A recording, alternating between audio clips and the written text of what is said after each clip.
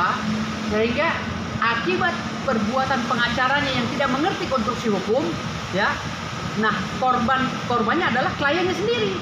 Kenapa? Kliennya akan dilaporkan oleh kami, gitu loh. Kliennya sendiri, Roy Suryo, akan dilaporkan oleh beberapa orang yang telah dilapor oleh dia. Termasuk saya, kalau nama saya disebut-sebut, saya akan laporkan. Sebelumnya, Roy Suryo telah kami laporkan atas dugaan perbuatan mencuri panci dan reng-rengannya. Ingat ya, dan itu sudah berjalan di Polda Metro Jaya. Selain Pak Jokowi melaporkan ini, ya, kami juga melaporkan Roy Suryo atas pencurian panci negara loh, bukan panci mama. Ini lebih kasih di atas lagi. Panci milik negara dibawa kabur oleh Roy Suryo, 2 kontainer berikut dengan karton dan lain-lainnya.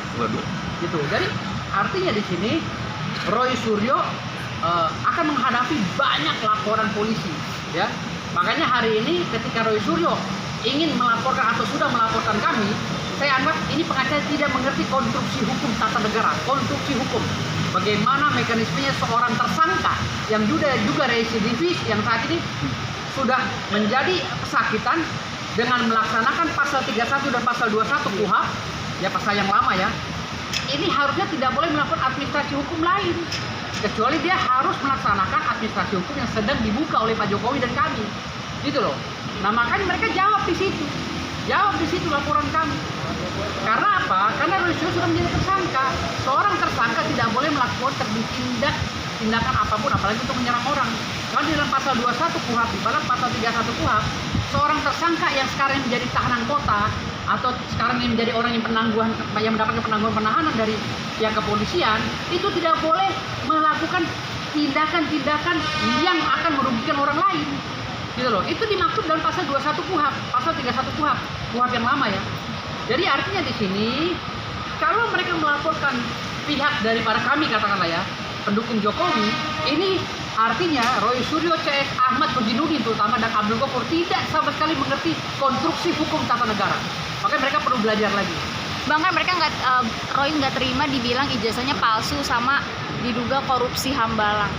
Loh, kalau masalah ijazahnya palsu, mungkin ada yang menyebut Roy Suryo tuh ijazahnya palsu, mungkin ya. Tapi kalau saya rasa ajas presumption of innocence, ajas praduga tak bersalah yang mereka ucapkan sesuai dengan amanah pasal yang ada, pasal 80 yang ada di dalam Undang-Undang Nomor 48 tahun 2009 tentang kewenangan hakim atau kekuasaan hakim.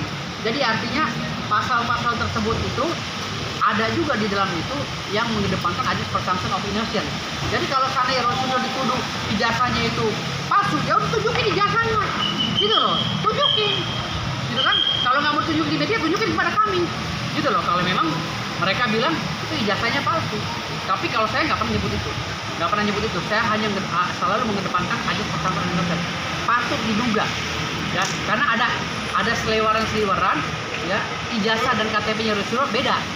Itu pernah saya kritisi ya, bukan menghina, kritisi.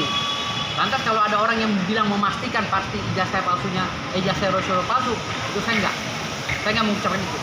Tapi kalau saya mengatakan Roy Suryo maling panci, saya mengatakan, ya, diduga Roy Suryo maling panci, mencuri panci negara, itu saya mengatakan, ya, berkali-kali. Karena kami sudah melaporkan. Jadi ada yang mau disampaikan untuk Roy Suryo, Bang? Kan laporan mereka banyak sekali. Laporan mereka cuma satu, nggak banyak, tapi orangnya yang banyak, ya, gitu loh. Laporannya cuma satu, orangnya banyak, tapi locus standingnya, legal standingnya, tempus delictinya, locus delictinya itu tidak dikaji oleh mereka. Makanya ini laporan yang brutal, laporan yang mengada-ngada, laporan yang mencari-cari kesalahan orang sementara dia sudah jadi tersangka. Oke. Menurut saya ini hal yang sia-sia. Bang, tapi abang merasa dirugikan nggak sama ada inisial abang di situ? Enggak merugikan. Ini udah resiko saya memperjuangkan hak politiknya Pak Jokowi dan Mas Gibran atau Pak Prabowo. Ini sudah resiko kami sebagai aktivis, dilaporkan, dipenjara, itu sudah siap. Saya ini pengacara Ribo Dabo, saya udah bilang, saya ini ribut boleh, damai boleh. Jadi nggak ada takut-takutnya, saya nggak pernah mundurin gigi, nggak pernah. Saya gigi 6 terus dari dulu. Bang, melihat atas laporan termul 7 orang ini, Bang, ya kan?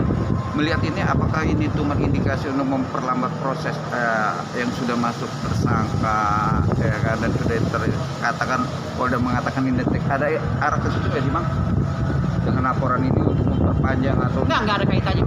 Jadi Iya. nggak ada kausalitasnya. Jadi artinya masalah dia pertanggungjawaban dia terhadap laporan Pak Jokowi terhadap dirinya, Ah. yang memfitnah ijazah Jokowi itu tanggung jawab dia tetap berjalan. Beda, Nggak ada iya. kaitannya. Oke, Karena benar. saya bilang tadi locus delicti, tempus delicti itu beda. Itu Sama kan- seperti dia melaporkan saya, ini dibikin kayak nasi uduk. Ya. Bikin, iya. Maksudnya masuk dengan proses laporan abang, apakah ini cuma hanya membuat narasi biar berita yang sana, akhirnya berita yang berkembang yang lain, bang? Abang melihat itu nggak? Ada indikasi itu nggak dengan? Ya laporan? kayaknya ada coba-coba untuk mencoba untuk framing Nah. ya, agar misalnya masyarakat teralihkan isunya agar